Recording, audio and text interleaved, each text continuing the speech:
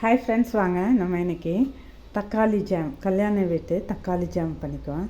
தக்காளி ஜாம் பண்ணுறதுக்கு நான் 5 தக்காளி எடுத்திருக்கேன், நல்லா ரெட் கலராக மீடியம் சைஸாக. தண்ணி கொதிக்க வச்சுருக்கேன். வாங்க அதில் வேக போட்டுக்கலாம். ஃபஸ்ட்டு வேக போட்டு அதோட தோலை உரிச்சிட்டு அப்புறம் பண்ணணுங்க. அதனால தான்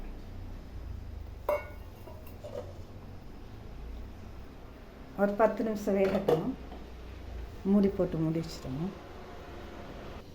இப்போ பாருங்கள், 10 நிமிஷத்தில் வெந்ததும் அதோட தோல்லாம் நல்லா வெடித்து வந்துடுங்க. தோல் உரிக்கணும், அதுக்காக தான் நம்ம வேக வைக்கிறது. பரட்டி விட்டு கொஞ்சம் நேரம் வேக வச்சுக்கலாம். ஆச்சு. இப்போ ஆஃப் பண்ணிவிட்டு நம்ம அதை தோலை உரித்து எடுத்துக்கலாம். தண்ணியிலேருந்து எடுத்துட்டேங்க. தோல் உரிச்சிட்டு வந்துடலாம். தோல் உரிச்சாச்சுங்க. ஃபுல்லாக கம்ப்ளீட்டாக எல்லா தக்காளியிலையும் தோல் உரிச்சிட்டேன். இப்போ மிக்ஸி ஜாரில் சேர்த்துக்கலாம்.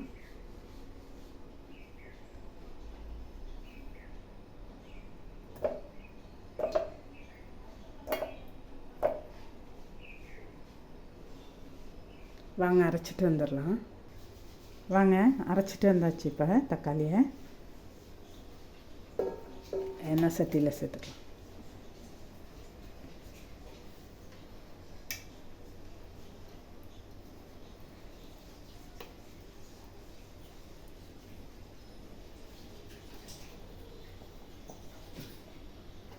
பாருங்க கொதிக்குது. இந்த டைமில் நம்ம 3 ஏலக்காய் எடுத்து இடித்து வச்சுருக்கோம், இதை சேர்த்துக்கலாம். அப்புறம் 1 கப்பு சுகர் எடுத்துருக்கோம், அதை சேர்த்துக்கலாம். கொஞ்சம் கொஞ்சமாக சேர்த்துக்கலாம். இனிப்பு பத்தலைன்னா இன்னும் கொஞ்சம் சேர்த்துக்கலாம்.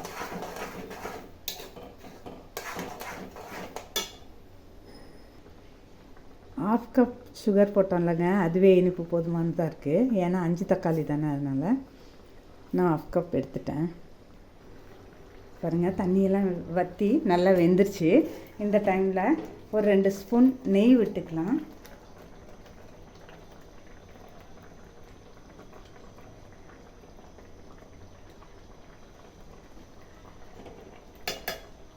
ரெண்டு ஸ்பூன் நெய் விட்டுட்டு ஒரு 10 முந்திரி பருப்பும் 10 திராட்சையும் எடுத்து வச்சுருக்கேன். அதை 1 ஸ்பூன் நெய் விட்டு வறுத்துட்டு வரேன். இப்போ இந்த டமாட்டர் ஜாம் கூட இங்கே பாருங்கள், லைன் டேட்ஸ்க்குரிய டேட்ஸ் எடுத்து நான் ஒரு 10 டேட்ஸ் அரிஞ்சு எடுத்திருக்கேன், பொடியாக அரிஞ்சு எடுத்திருக்கேன். அதையும் சேர்த்துக்கலாம்.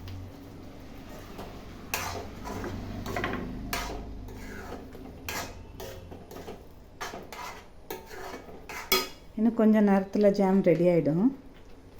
நம்மளோட தக்காளி ஜாம் ரெடி ஆகிடுச்சு. இங்கே பாருங்கள், இப்படி நெய் பிரிஞ்சு இந்த மாதிரி விழுகிற கண்டென்சி இருந்ததுன்னா இதுதான் கரெக்டான பதம்.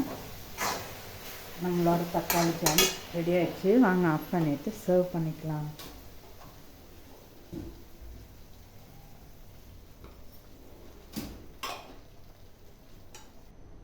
நல்லா டேஸ்டியான கல்யாண வீட்டு தக்காளி ஜாம் ரெடி ஆகிடுச்சு.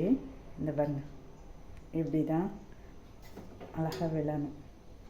நம்ம அதை எடுத்து சாப்பிடும்போது அதில் உள்ள முந்திரி, திராட்சை, அந்த டேட்ஸ் எல்லாம் வாயில் கடிபடும். ரொம்ப டேஸ்டியாக இருக்கும். நீங்களும் ஒரு வாட்டி இதை மாதிரி செஞ்சு பாருங்கள். ஓகே ஃப்ரெண்ட்ஸ், தேங்க்ஸ் ஃபார் வாட்சிங். என்னோடய டிஷ் பிடிச்சிருந்தால் லைக் பண்ணுங்கள், ஷேர் பண்ணுங்கள், கமெண்ட் பண்ணுங்கள். நீங்களும் செஞ்சு சாப்பிட்டு பாருங்கள்.